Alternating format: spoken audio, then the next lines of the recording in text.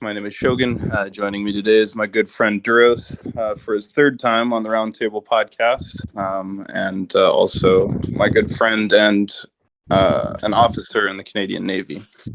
So we'll get into some interesting topics like U.S.-China relations and Canadian-Chinese relations, wokeism, and the USSR. But before we do, just make sure you join the Roundtable Discord server. You can see our upcoming events in the announcements channel, and please like and subscribe to our YouTube and BitChute and SoundCloud channels in the RT podcast section of the server. That being said, welcome, Duros. Thanks so much for joining me again. How are you? I'm good, Shogun. Thanks for having me. Happy 2022, everybody. Yeah, Happy New Year. Thanks so much. You were our second ever podcast guest. I don't know if you remember that.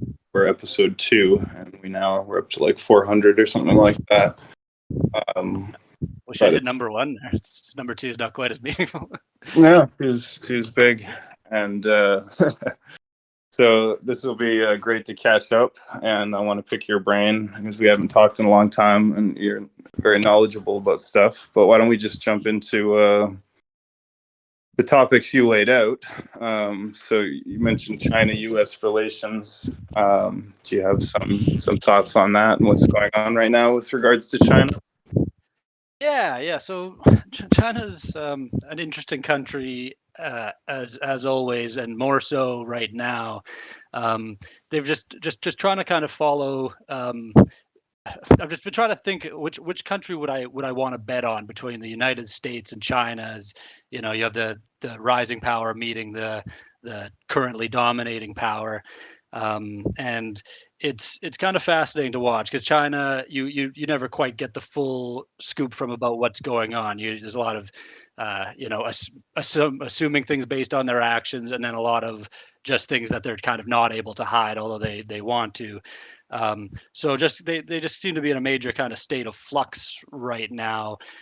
You have kind of they've gone from being a relatively to kind of emphasizing in their rhetoric a lot more cooperation with all of the with the countries around them and everything, moving to their wolf warrior diplomacy, as it's been called, based on that crazy Chinese. It's like a Rambo movie, where it's basically Rambo with Chinese hero and then like Navy SEAL villains at the end, and it's sort of just become they've moved on to a stage where it's kind of clear that the point is just intimidation, and then it's got to be a mix of Xi Jinping's just kind of own style and also just their rise, and once you get to a certain level, your own people kind of demand that you be a little bit bombastic and throw your weight around and whatnot. So you have them just kind of straight up bullying Australia, bullying Canada.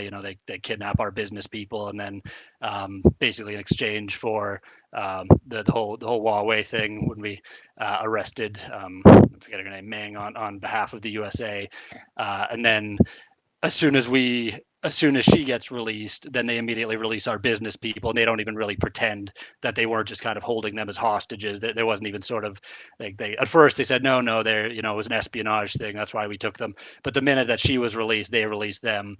So it wasn't even worth them to kind of keep up the appearance that it was actually based in some kind of legal justification. So yeah, it's interesting seeing where they're going right now. Like their demographics are so screwed. They're looking at having over 40% of their people at retirement age by 2050, and they brought in the one child policy obviously screwed them. They only brought in the 2-child policy in 2015, and then recently brought in the 3-child policy. So they're upping the numbers their people are allowed to have to try and rebalance their demographics, but they screwed them so badly. And their improvements in their standard of living, just based on making a lot of money, has meant that their life expectancy has moved up to kind of a fairly, I think it's 80 or close to, getting to 80 anyway.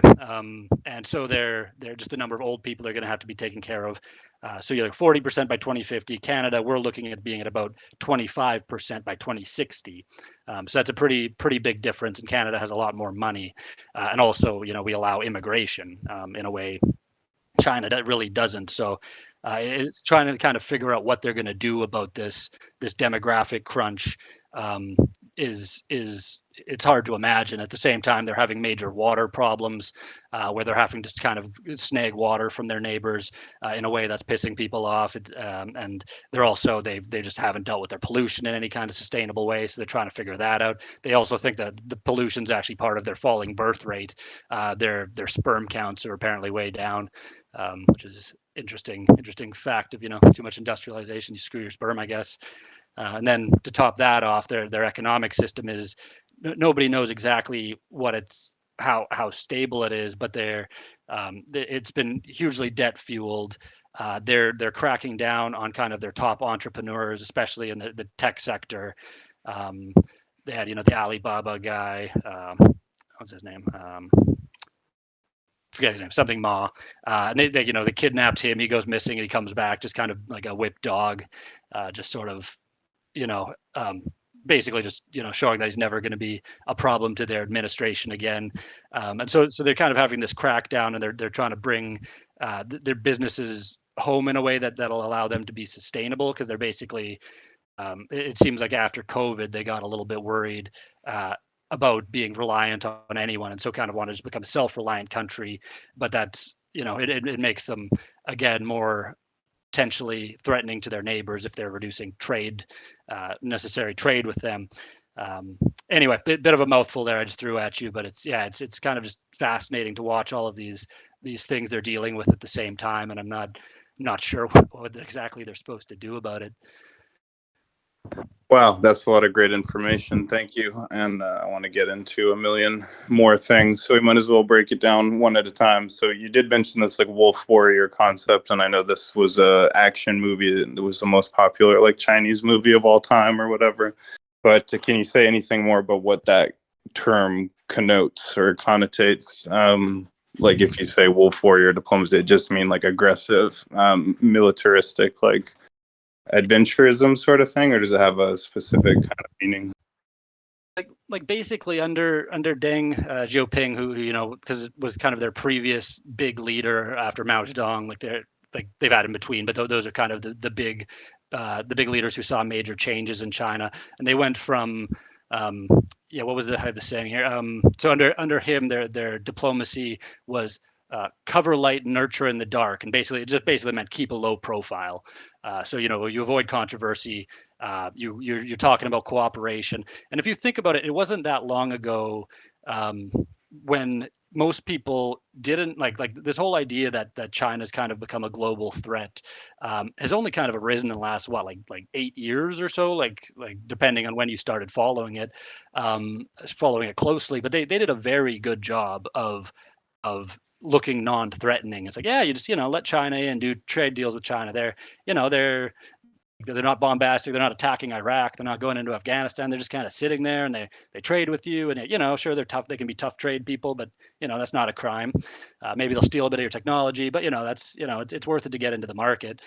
So they sort of just they did a really good job of just being friendly with everyone and rising to the level of economic and just kind of global power they have without really having anyone turn on them. And then all of a sudden with Xi Jinping basically in the last, basically been the last 5 years really is when it's kind of got aggressive, at least with countries in the West. I'm sure, the Philippines and Japan and some of those are a little bit closer, been dealing have had to be a little bit more aware of China's threat to them.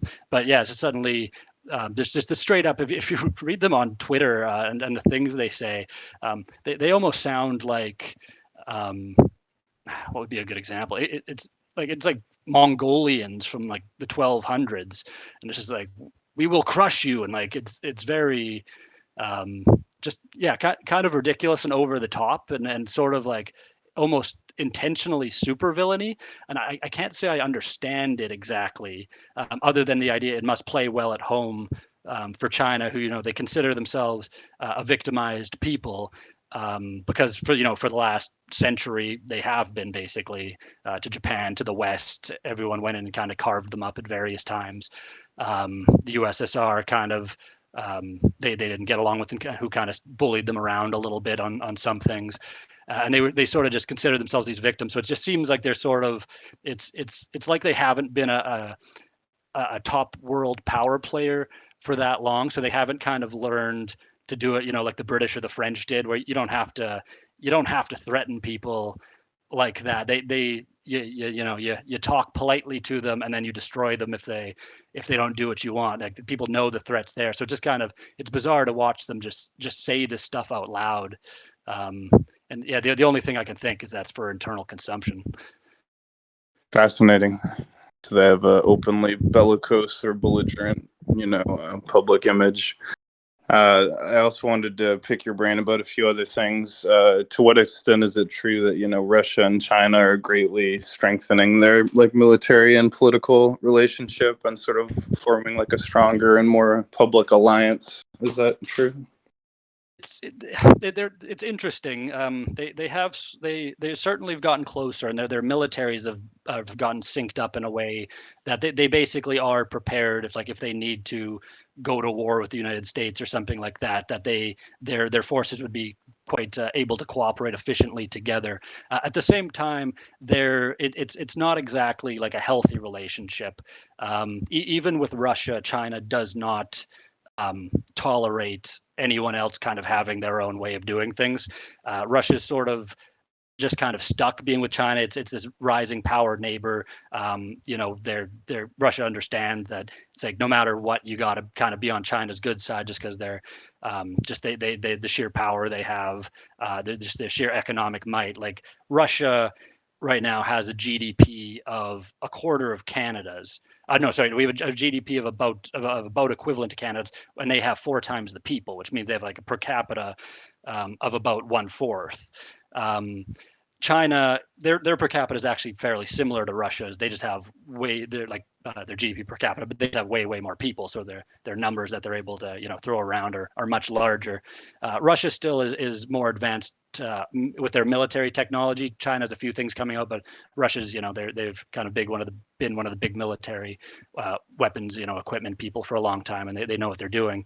But at the same time, Russia just kind of knows that they can't actually kind of compete with where China is going to be, assuming China can hold it together against all those problems. So Russia mostly sells China energy, lots of coal, lots of gas, as well as a lot of agricultural stuff. So lots of food. But yeah, they're in kind of a tough situation where even if Russia wanted to kind of move over and become a little bit more aligned with the West, they sort of it's not clear that they really could, just because China just sort of has that influence over them, because they share one of the largest borders in the world. It's an interesting situation. I'm not exactly sure what Russia's going to do. One thing Russia certainly does like about China, that China likes about Russia, and that they don't like about the West, is they consider each other pragmatic countries. That is, they're like, since the end of the USSR, and China's communist, they just sort of call themselves that, and sort of do whatever they feel like. They're pragmatist countries, and that's why they can they can intervene in the Middle East and work and kind of just work with whoever they want, autocrats and whatnot, without being too worried about it. So Russia doesn't fear that China would want to actually replace them as a country, in the same way they fear that the United States would actually be happy for Russia to cease existing. So that's sort of one thing that does bind them together. But it's almost kind of like an abusive marriage, where China just kind of clearly the dominant partner, and Russia just sort of has to take it. So that seems to be where the two of them are at. But yeah, combined, they're militarily they are able to cooperate, and that does make them a pretty scary force between the two of them. Very interesting. So on the topic of China, we have to also discuss Taiwan. How likely does the invasion of Taiwan by China seem in the near to medium future to you? Well, Xi Jinping has made it pretty clear that that's he's basically stated that that's now a benchmark of his success, and so he's kind of put it out there now, and he's sort of going to have to keep that up if he's going to want to be president for life, like it looks like he does. So my guess is that they will probably, assuming that they can kind of hold their economy together and are able to keep doing the military buildup they're doing, that they'll probably take a whack at it in the next 5 or so years. They're probably watching the United States and kind of just sort of being like, well, if we can hold ourselves together, it's not clear the United States can, and so like it's not even really clear right now that the how far to bat the United States would go for Taiwan. Everybody needs the processors, processing chips and whatnot. From Taiwan, but it's not clear the United States, is in any like an economic position or just a political position where they could really, actually go to war. But at the same time, China doesn't really want any kind of a hot war with the United States too. Interesting thing is because of that one-child policy, you have a lot of these only sons in China who would be being sent off. And if it winds up being a war with some pretty big casualties, you also you'd wind up with a bunch of pissed off, old people who now just lost their only son and are now kind of screwed, and that would cause some pretty severe civil unrest. So I don't think China really wants to risk it while it's likely that the United States would engage militarily. So I'm sure they'll be watching for an opportunity, because I think they know they're facing troubles, but I think they're probably going to try and see, just kind of watch the United States for the next few years and see which way it looks like the U.S. is trending as far as whether they'd be able to do anything about it. Wow. Yeah, I agree. I think that it's tied up in Xi Jinping's sort of historical legacy that he sees for himself, that he has to unify China or assert its unity with this invasion. So can you give us any kind of like a play-by-play of how such a thing would actually go down? Like, most people don't, really think about that, but like how the actual combat would happen when China launches this invasion of Taiwan? It's a good question. China, I'm sure, would just have to kind of basically pummel Taiwan's defenses into submission, and then I'm sure a lot of it would depend on exactly how many U.S. aircraft carriers are in the area and what else is going on in that regard. China would lose a lot of people for sure, and it's possible they'd lose so many to Taiwan alone that because of that one-child policy and losing all those only son things, that would kind of make them not want to go that route. But yeah, I can't tell you exactly. It looks like it was the Rand Corporation that ran that game a little while ago, where they tried to see if the United States could prevent China from taking Taiwan if they really wanted to, and the U.S. couldn't. That China could take it if they were willing to go that far.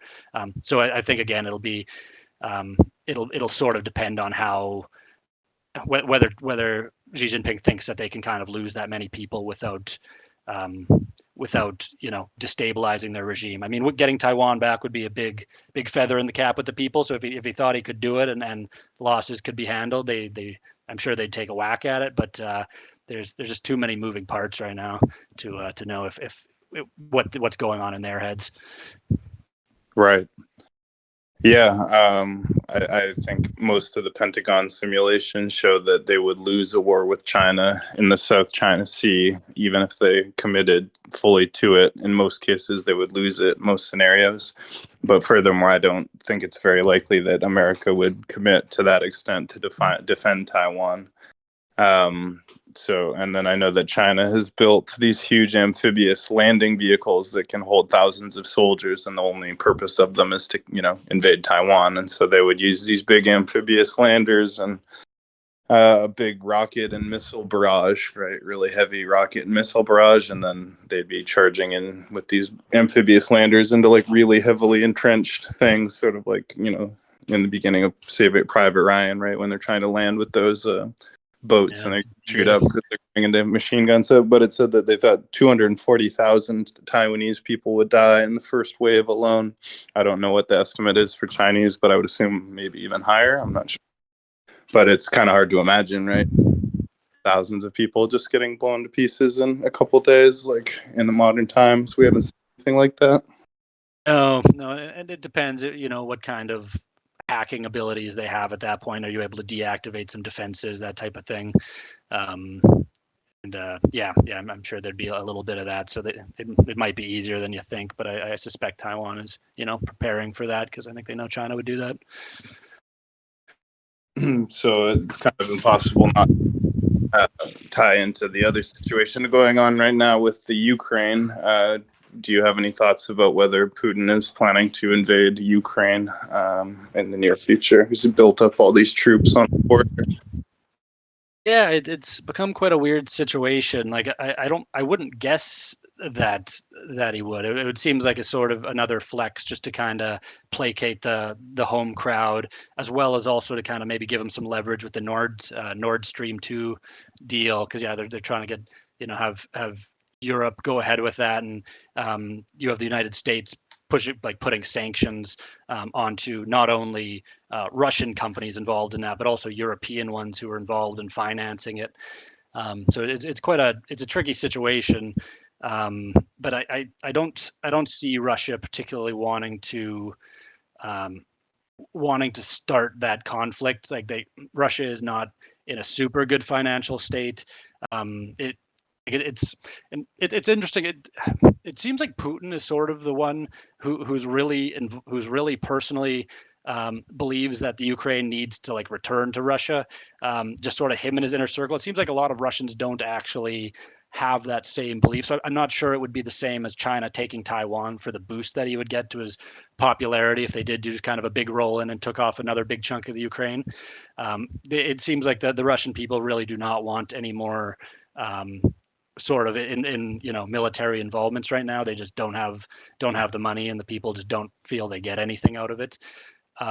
So my guess is it probably won't be occurring, but this Nord Stream deal could influence that. I'm not sure exact, because right now it sort of gives them leverage as long as they have their troops there. If they send their people in, definitely that deal's canceled. Like Europe will back out, and they'll have to the fuel will kind of continue going through a part of Ukraine, because that's kind of Ukraine is sort of a natural gas hub. That's part of what this Nord Stream is it sort of skips past Ukraine and just kind of goes straight from Russia to Germany.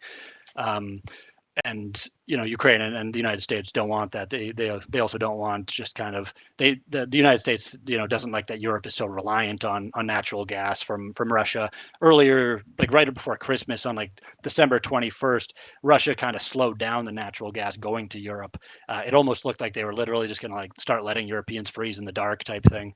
And they had to divert a bunch of natural gas shipments from the United States and from Asia and stuff, literally to keep the heat on in Europe. Which is kind of bizarre when you think about it. So, so the Russians do have a lot of leverage over Germany on that, but I think that they'd probably want to avoid moving in on Ukraine. That's sort of my guess on that. So the Nord Stream deal, can you just give us a quick TLDR on that? It's some kind of natural gas deal just for transporting natural gas, or? Yeah, so there was a Nord Stream one done, was it early 2010, something like that. Basically, pipelines kind of going under the Baltic Sea. Sorry, was somebody talking there? No, go ahead. Sorry. So sorry, coming from Russia, kind of right to Germany, and it's something that the United States has been just kind of fighting over, and even France is not a huge fan, just because it basically Europe is almost solely getting their natural gas from Russia, and this is kind of just the second big part of it. That's basically finished this year, and and then the United States put these sanctions on it, basically to just kind of stop it before it got activated, because they really don't want that Europe to be dependent like that. So it's basically just pipelines going around a different route that kind of continues moving stuff from Russia to Germany. But if they invade Ukraine, that would cancel that deal essentially. So you think that would be like a disincentive for them to invade? I think so. I don't think that they would want to. I don't think Russia would want to get into that kind of conflict, and I think that would screw them over in this regard. So I don't think Russia really wants to make that move. And NATO could handle Russia there. not immediately, but it wouldn't take them too long. Russia is they just don't have the money anymore, even though they spend a lot on their military, and they're determined when they want to be. But I don't think that they would have the popular support for that at home either, and that could be a big problem for Putin. I see. Well, thanks for your analysis of that. Before we move off the topic of China, a few other things. Did you see the news recently about mind control weapons? The U.S. government is worried about Chinese mind control weapons. This has been in the media recently. No, I somehow missed this story. What's the deal on that? I can post the article or articles about it, but basically the U.S. is saying that China has functioning mind control weaponry. And they're like putting sanctions on corporations that they think are helping them, or that are part of this weapon systems. So basically, they seem to be able to use this against their own citizens as well as against enemies, right? And they says can like break your will to resist. And we have people in the server like our friend NSA who talks about like he thinks he's targeted by this kind of stuff in America, but in the case of China, it seems to be like a more or less common knowledge that they really are doing this stuff.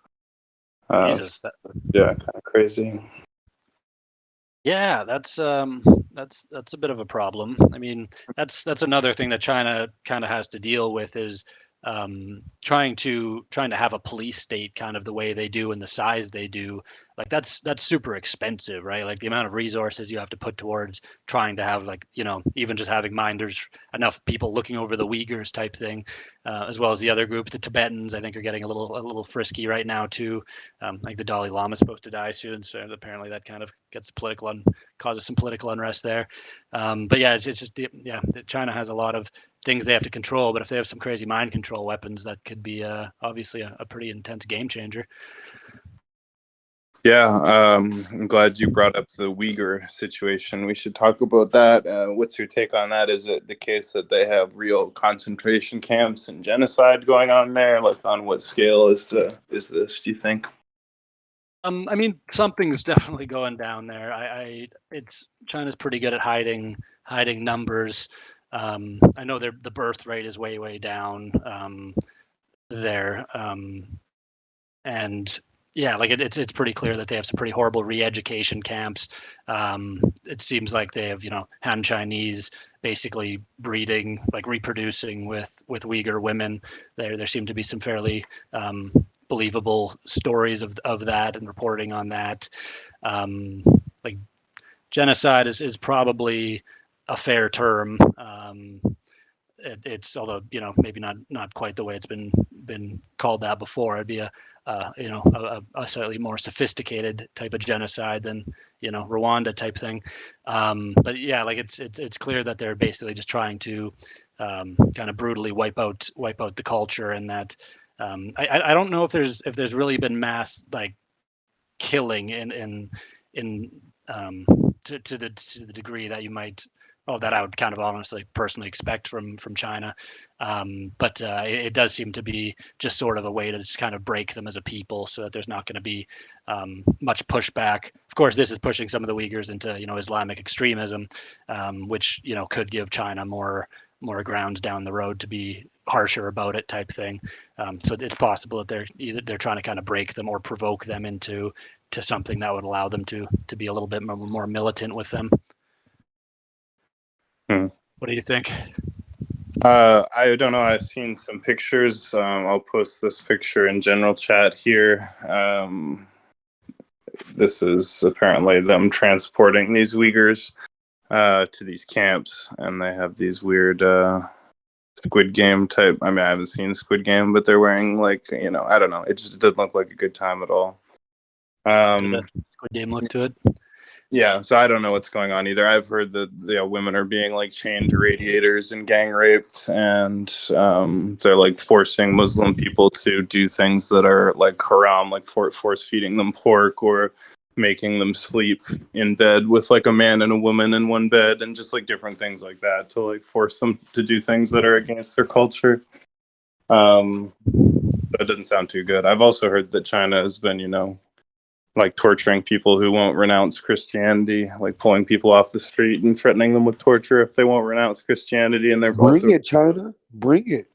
particularly persecuting home churches, I guess they're called. There's like something called the home church movement, and Right. they're really persecuting them. So it doesn't sound too good. Yeah.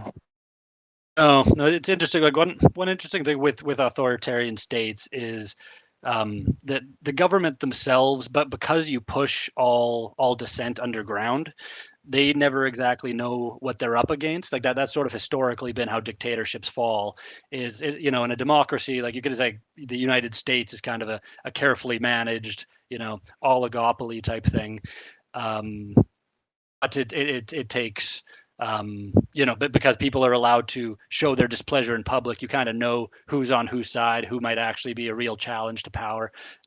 Dictatorships push all that stuff underground, so the people in charge have, in a way, the least information. But China's kind of the first one to really unravel, just like a police state that's this sophisticated and this size. So they, it's possible that they may never kind of collapse to the traditional things that takes down dictatorships. Very, very interesting. I'm trying to think if there's anything else we need to cover. How about just from a Navy point of view? Like, what kind of narrative did they give you internally? Like, does the Navy itself communicate any messaging to you about China that you're able to share in terms of how you're told to think about it or interpret it? Not a ton specifically. I mean, I do public affairs, so my stuff, I don't get kind of the secret dirt type thing. But as far as the way we're kind of supposed to communicate, like it's fairly well acknowledged that them and Russia are kind of the two major threats to NATO type thing. So they are considered that way. China considers themselves a near Arctic nation, so they sort of although they don't actually complain about Canada's claims to the north, the same way the other northern nations like to complain about each other's claims. China's just kind of like, no, we don't like to complain about claims because we have our own claims in the South China Sea and whatnot, and also we also sort of have claims to the Arctic too, even though they're not really there. So it's basically sort of just acknowledge that they're going to kind of be the main threat going forward. So when you're doing training exercises, when you have your intelligence officer people doing training, and when you're keeping track of ship movements and whatnot, you're focusing on China and Russia. And they're like the one big thing is like they have invested a lot into their navy. Like the Chinese Navy is it has more ships than the United States, although they're not to the same quality by any means yet. But yeah, they're investing very, very heavily, and they're building things very, very fast. And how about the Chinese economy? I remember earlier I asked you if there's anything to keep an eye on, and you told me something like, keep an eye on the real estate market, or something about the economy in China was going to collapse or something, and you thought that was going to be a big deal. Is that looking like it's not going to happen? Has it happened? Is it going to happen? There's the thing with that Evergrande. I'm not sure that's how you pronounce it. Evergrande. It looks like we pronounce Evergrande real estate group, and they basically had just been kind of recklessly giving out mortgages. So they're looking like they're. I'm from Canada, so I can't really talk. can't say this about anyone else, but they're looking like they're at a pretty major real estate bubble as well, with a lot of their companies not really. Not having been smart with their money, not having been sensible. So there's kind of they have the potential for a pretty big collapse, and they're already kind of pulling back on some of their spending. They're having to find ways, and then on top of that, when they're China will say things about. It's weird. China has like a sort of like a cultural office that watches to make sure that their companies are kind of doing things that China likes. Like they have their censors who censor Western movie companies and stuff, but they do the same thing in China. But suddenly you'll have somebody fairly high up say something about drinking causes cancer, and then suddenly their alcohol companies, like their big conglomerates that hold alcohol company stocks, will crash, or ones that suddenly they'll say, like, they'll mention some problem with what some of the tech giants are doing to the people, or the gaming companies, and how it's like an opiate for the people, and then suddenly those things will crash. So you kind of have this crazy political interference with their stock market in a way, because you may have the president of the United States, like under Reagan or something, saying pornography is bad and drugs are bad, and all this stuff, but the assumption isn't that the government there is going to suddenly step in and kind of play favorites and close it down. But in China, they do that. So they're kind of crushing out their entrepreneurial spirit, and also making their business people, and like foreign business people trying to operate there, really paranoid. Like, a lot of business people are just pulling out, especially because it's possible you may just get kidnapped and used as leverage in a political disagreement with another country. So they're in a seemingly unstable position, and I suspect that probably won't last that long. My guess is that they're going to realize that they can't really behave like that and still kind of bring in the money they need to function. So my guess is they're going to kind of start moderating on kind of having this wacky political interference, just kind of messing with their economy this bad. But yeah, they're a lot of their companies are very in debt, because not only are these big companies used to make money, or to make money for the shareholders, but they all have political goals, right? They're partially controlled by the Communist Party to meet political aims, and buy ports in some country that doesn't make any sense, but you do it because maybe it'll be beneficial down the road for China to have that. And so they wind up with a lot of kind of unprofitable companies, having to be propped up by the state through tax money on their more successful ones. But also, as their standard of living grows, they're also just kind of naturally losing a lot of the low skill manufacturing to places like Indonesia and Vietnam, and just places that still have lower GDP, so you have lower wages, and then also don't have the same kind of issues of having to work there, with the Communist Party being a bit sketchy. Wow. This is all great information, and I really appreciate it. You kind of mentioned this indirectly, but how the authoritarian government in China can control cultural things like pornography. And I was just, you probably also heard about the sort of overall cultural reforms that the leader is doing, and how he's cracking down on like effeminate males. They call them like sissy boys, or female males, or what, feminine males. Have you heard about this? Yeah, So saw a little bit about that. it's quite interesting. Like, they're literally basically declaring this whole group of males as, culturally undesirable and, bad for society, and censoring them. But these are actually like their most famous like celebrities. Like, these are like teen heartthrob, like, boy band people. So it's just such a bizarre, different, like complete opposite of the logic in the United States, where if it sells, right, then that's it. But they're actually like censoring their own superstars because they don't want men to emulate these effeminate men, basically. Yeah, they have a lot more involvement in their culture. Russia kind of has the same thing, where they're much more willing to crack down on people they don't consider to be, like, just kind of push people out of the limelight who they don't think are good examples. It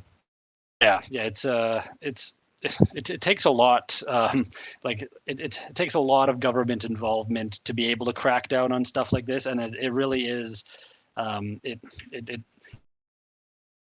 to innovate in any way if sort of you have to be this paranoid about crossing the Communist Party and having them just kind of turn on you in any way.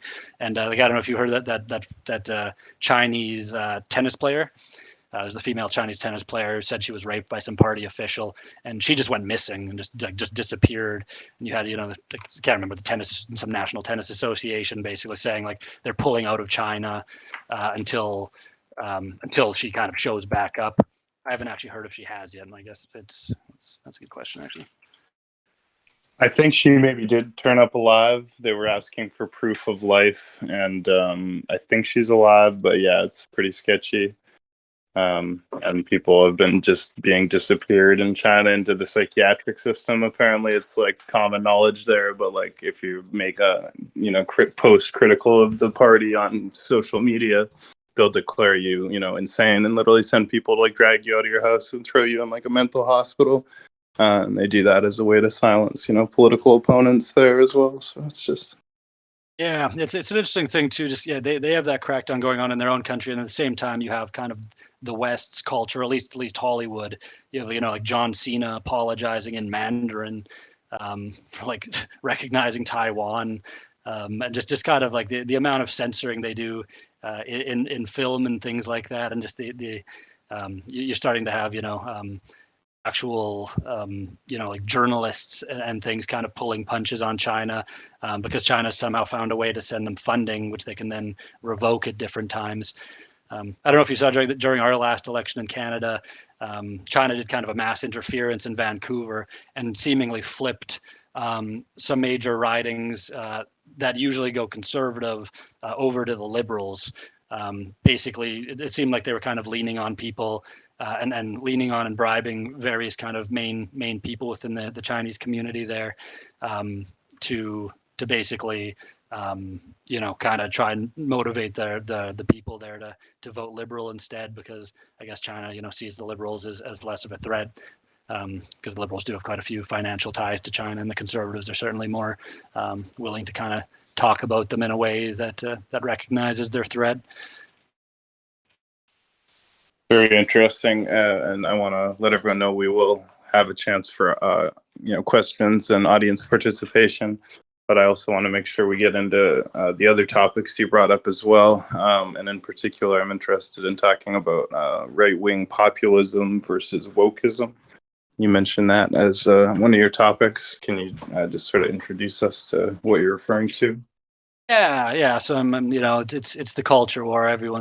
We all breathe this stuff every day. If you're an online person now, it's sort of the unpleasant sea in which we swim. And today's being January 7th. Yesterday was January 6th. So you got a lot of extra stories and things written with the January 6th insurrection in the United States last year, and just kind of how it seems to be reaching quite an intense. It sort of is in the United States. It's certainly reaching a breaking point where it sort of seems like you're going to start having people trying to hurt each other over this. You're having these big fights over education in schools, what kids should be taught, and kind of as far as what these kind of woke lessons are. And then just sort of what does the January 6th insurrection actually mean? You had kind of the Trump populist movement that was the big pushback on it. But then you have the educational establishments, the cultural establishments, Hollywood.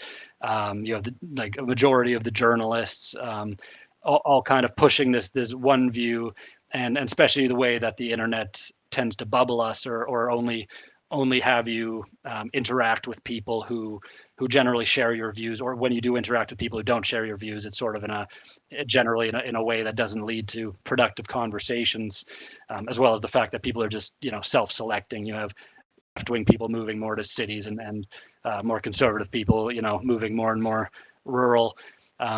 So yeah, it seems like it's sort of splitting apart a lot of Western nations. And people say, that there's some influence from China and Russia and bot farms and whatnot. I'm sure there is, but I suspect it would be happening to like a potentially fatal degree, no matter what. So yeah, it's scary. It's honestly really scary. One of the weirdest ones is kind of the trans stuff, to be honest, and and not that like that.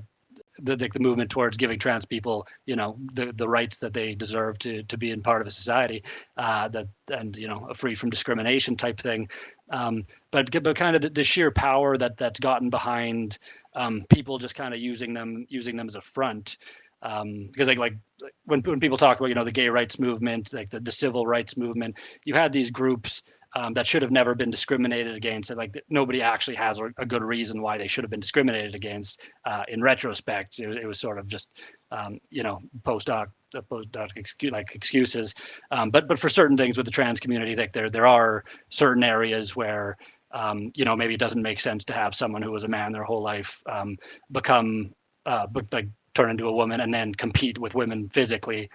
There was that female swimmer, or like trans female swimmer, who just switched over. He wasn't that great as a man, just became a woman and just destroys them, like winning by like 14 seconds, 38 seconds for longer races. Like it's not even close or even fair at all. And yet, like you're not allowed to say anything about it. And you have even the competitors who train their whole lives to be as good as they are, who just get destroyed and don't have a chance, and even they aren't allowed to say that this sort of seems unfair and sucks, because they know that their internships with big journalistic or business organizations will be basically done if they say anything. So it's quite impressive the way you had kind of the trans activist movement go from a place where Jim Carrey was making really shitty jokes about them like 20 years ago, to where even when there's something so obvious that you can all just kind of look at it and be like, well, yeah, that's not fair. We got to figure out a fair way to do that. But you can't even say that, or else you're risking losing your job and your career and all your prospects. So it's just, yeah, it's amazing the change that has come in the power dynamics in that. Yeah. Sorry, what was your original question again? No, that's exactly it. I mean, I'm glad you brought that up, and I couldn't agree more. The transgender issue really has become a huge issue, and it's not about personal lifestyle. Like people want to say, like, oh, it's not like their life, let them do what they want. Yeah, of course, we all agree with that. But these are, like you pointed out, substantial areas of this ideology influencing large areas of society and culture, like sports, right? So there's just a few really key examples of where this ideology is leading us outside of reality, or where we're putting this identity politics ahead of reality, and then the obvious consequences of that. So one area of that is sports, right? When Fallon Fox competes in MMA as a woman, she's breaking women's skulls. She's broken 2 women's skulls. Almost never does anyone ever get a broken skull in MMA, but she's broken 2 women's skulls because she's biologically male, right? So that's one. Again, then, like you pointed out, all the women that are going to lose scholarships, lose athletic opportunities, lose a chance at the Olympics because someone who had a biological advantage took their shot. It's just horrendously unfair, and sends the worst possible message to our young women and girls about the future that they will or won't have in sports, right? If you're a young girl today and you're looking at wrestling and weightlifting and thinking, shit, I'm going to have to compete with transgender girls, you're just not going to do it, because you're going to know it's a doomed enterprise. And that's something we just cannot accept, right? No, so I mean, that's really every, like that will be the case for basically every sport. Like it'll just sort of push women out of sports, because like the argument now is, well, it's barely happening. There's not that many trans females, like, beating the bird, like the regular birth females. So what's the big worry? But that's just extremely short-sighted and like lazy thinking, because like, yeah, of course it is now, but once you have scholarships attached to these sports type thing, and if there's no differentiation, then it's like, yeah, people are going to make these moves to because that's where the incentives lay, and eventually you're just going to sort of have women just be like, all right, well, like, what's the point in investing a bunch of my time into any sport, because I won't be able to make it near the top of the pile, because I'm going to be competing against people who went through puberty as men and have men bodies.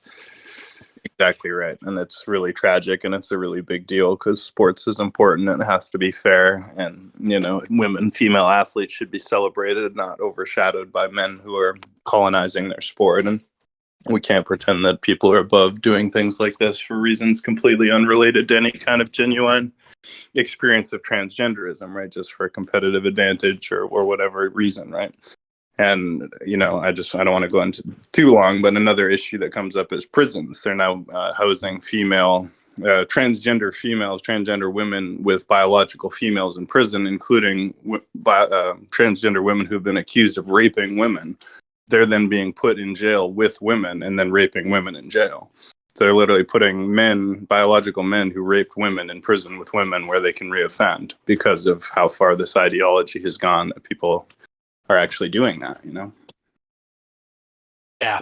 No, you sort of allude. You got to assume at least the genitals should have to be dealt with if you're gonna do that. Like it's just such a bizarre um, idea that there is no difference between men and women, because like you have to be a uniquely isolated person who never interacted with humans or went to the bar or did anything to possibly believe that that is actually true, or that there's no harm in treating that like it's true. But yeah, anyway, I think the trans route's obviously one, and it's kind of the most noticeable one because it's sort of the one where you're being most just directly asked to ignore your lying eyes, and just sort of accept this and do not mess with people on this, because you will face cancellation or whatever. But the same thing kind of happens in even just the idea that that men and women are the same, and the idea that any difference between groups, any like economic outcome differences between groups has to be racist. Just sort of there's this big series of lies, and it's tricky because the way I look at it is like I don't think any people who believe these woke ideologies, I don't think many of them are like bad people and just enjoy embracing these lies, because I think they generally are extremely empathetic people, which is why they do it. But it's sort of just an idea that everyone's ideology is going to prioritize certain values, and it seems that the woke ideology has prioritized their idea of fairness and their idea of compassion at the expense of honesty and truth. So basically it's like anything that would get in the way, and like that was sort of the idea of just communism in a way, right? It's like even when they could see that it wasn't working, just the idea that it was fair, and they could find ways to ignore the fact that what it was doing wrong, and all the dead people. So it just sort of prioritizes a couple things to the total detriment of other values that we kind of have to hold as being important. Yeah, I think that's a really good way to explain that. It's a misunderstanding of compassion, or a misapplication of compassion at the expense of truth. And of course, that leads to all kinds of outcomes that are ultimately very uncompassionate, under this guise or this rubric, right?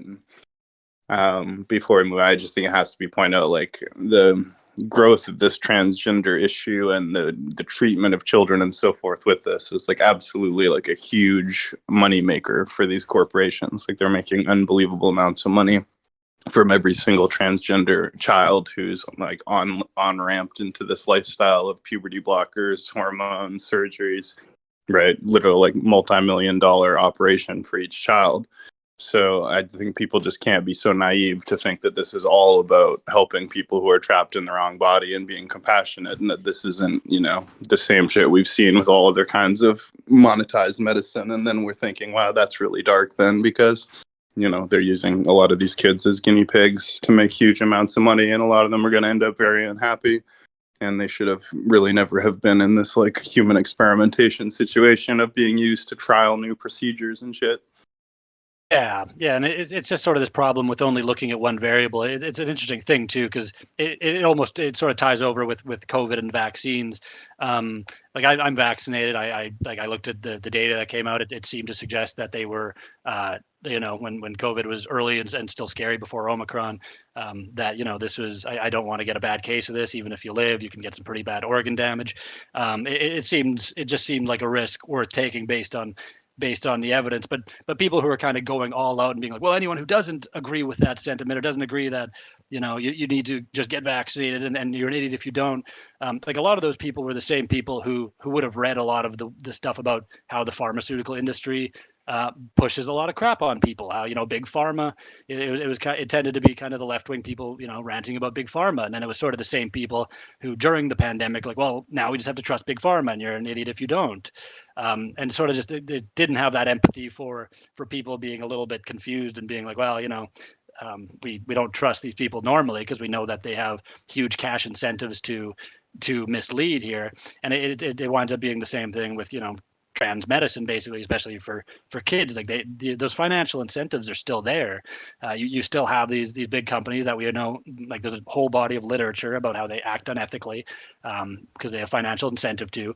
And so this idea that having a bit of a nuanced understanding of, just because it's like it may still be the right thing to do, but let's not criticize anyone for having doubts about them. Like, you're supposed to have doubts about these people and what they and the things they sell to people. Right.